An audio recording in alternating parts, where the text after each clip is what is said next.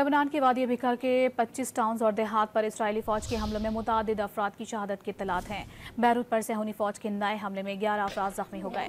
Lebanon जंग में Israel के हमलों में अब तक शहदा की तादाद 2897 हो गई। 13,150 अफराद जख्मी हैं।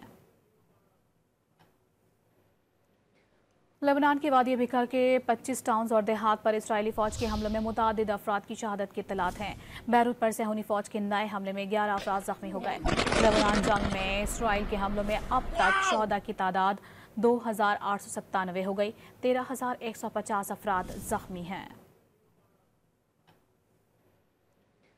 लेबनान के वादी बिकर के 25 टाउन्स और देहात पर इसराइली फौज के हमलों में मुतादिद अफराद की शहादत की इत्तलात हैं। बैरूत पर सेहूनी फौज के नए हमले में 11 अफराद जख्मी हो गए। लेबनान जंग में इसराइल के हमलों में अब तक शहदा की तादाद 2897 हो गई। 13,150 अफराद जख्मी हैं।